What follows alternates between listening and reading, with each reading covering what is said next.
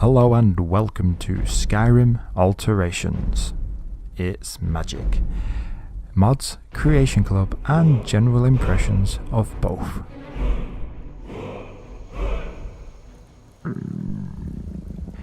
Skyrim Creation Club Survival Mode. Yeah, it's essentially a cross between Frostfall, including the wear system, and a needs mod. Take your pick. The Creation Club's attempt at integrating weather survival and your character's basic needs, with a few other tweaks here and there. Some good, others... Stamina is now affected by hunger, which is sated by the altered food. You'll now need plenty of salt or other seasonings, eat often, or suffer problems. Of course, magicka is also affected, this by fatigue, which of course requires you sleep to reduce. Sleep outside, but without the well-rested bonus. There are of course side effects to allowing yourself to become tired and hungry. Be careful eating raw food, unless you have the stomach of a Khajiit. Yes, the game has had a small overhaul to items. For starters, your carry weight is now reduced, 50% on my test Khajiit. Arrows and lockpicks now have weight. The biggest change is the Frostfall-esque warmth system. Think Frostfall's wear system watered down.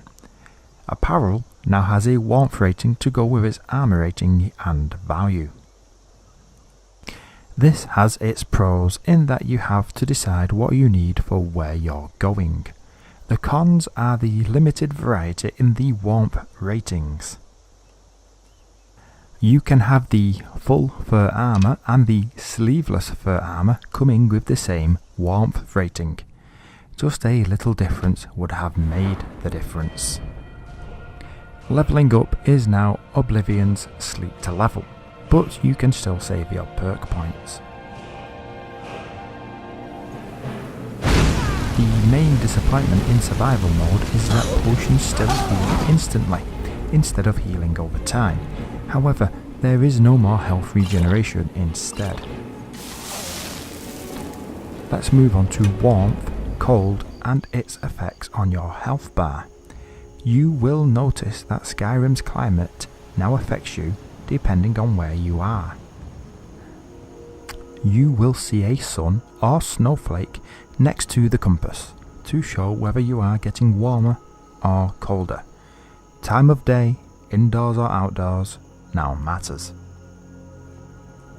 In my testing, I did find that it could take a while to freeze a naked character whilst on land. However, water is a different beast altogether.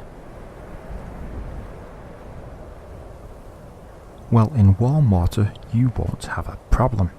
You won't get drenched either, Frostfall users. However, jumping into freezing water unprepared is almost certain death. My test character just about made it to shore. However, drying off could use a tweak. My naked Khajiit, fresh from the water, was able to run to safety and warm up next to a torch with minor to no issues. Granted, I'm close to civilization in this test, but still, no problems. Now for the extras. Raw food can prevent food bonuses and give food poisoning. Diseases that can turn into 3 new afflictions. Shrines require gold. Unless owned. Vampires and werewolves can feed for hunger and resist the cold more. The extra pocket perks and the steed stone are reduced to 50 points each. And of course, no fast travel. Survival mode is a mix of Frostfall Light. Warmth is a limited wear with no camping. However, it looks to have an interesting needs and diseases setup. Extras like heal over time potions, weighted gold, but most importantly, a few sliders to alter settings like the warmth ratings would make a must-try creation.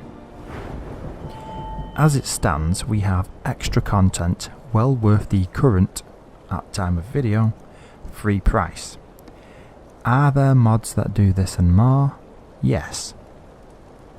However, survival mode is broad with varying depth. Some aspects will make buying this content worth it for some and not others. Its greatest assets are that it covers several bases: weather, food, clothing, disease, and you may need several mods to do the same. However, its greatest strength is that it has been curated by the developers, which could also be its curse.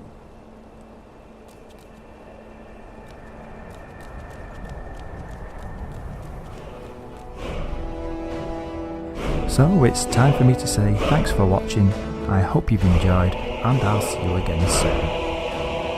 Bye bye for now.